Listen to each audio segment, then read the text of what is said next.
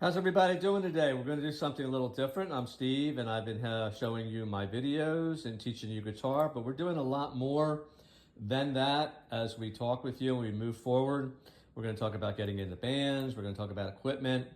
I wanted to show you a little bit of what I've been playing through with some of the music you've been listening to, and this is my PRS Custom 24 guitar. Paul Reed Smith. It's been my main guitar for quite some time.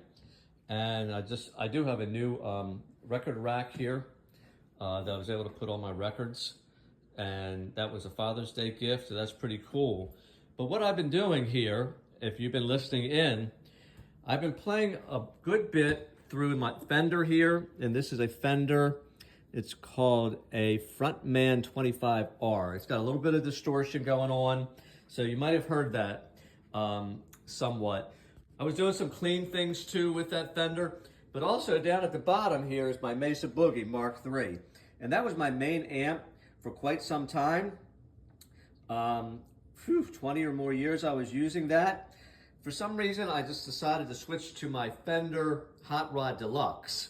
And, we're going to a lot of festivals, and so many bands are still using Fender, whether it's Super Reverb or the Twins or Hot Rod Deluxe. So that's what I've been using lately, and I've actually have been using my American Strat with my blues band. I have been using the PRS with my classic rock band. So the next thing I wanted to show you is the pedal board that I have been using in recent months, maybe the past few years. And you'll see that I've got my wah-wah, okay?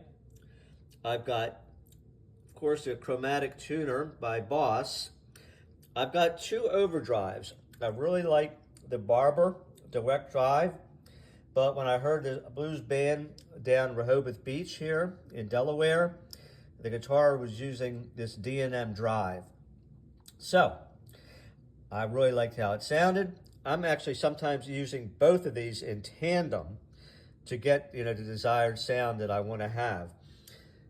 We move over a little bit more on the bottom, and this is a Ram's Head T3, I believe it's called, and this is just for some really heavy distortion. And it's a cool pedal. I haven't been playing really heavy music lately, but it's still a cool pedal for certain songs. I'm going to use my pedal board a little bit in the next coming lesson so you can hear exactly how it sounds. The MXR is a delay. Then I have the Boss digital reverb delay. I'm using that mostly for reverb. And then we come back up to the top. I have a Boss flanger. And then I have a Boss chorus, CE5.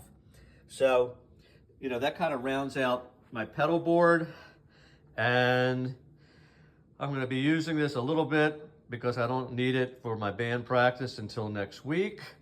And I'm getting okay tones out of my PRS from these amps, but it's still not the overdrive that I like.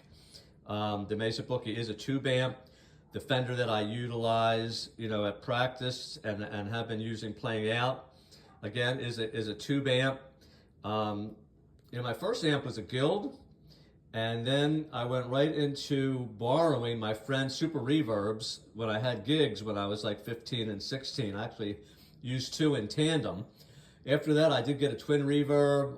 I believe I had a SG amp, then a Roland Jazz chorus, and then I got into this Mesa Boogie, and that really kept me going for quite a while. And I actually used the Fender Hot Rod Deluxe more for my practice with my bands, and took this out to all the gigs.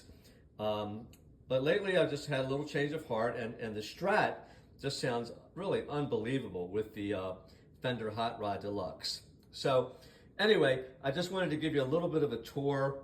I do have a few other guitars I'll be bringing out, and playing and, telling you why I like them. I don't have a huge collection, but, I have enough that, keeps me busy and I can switch off if I want.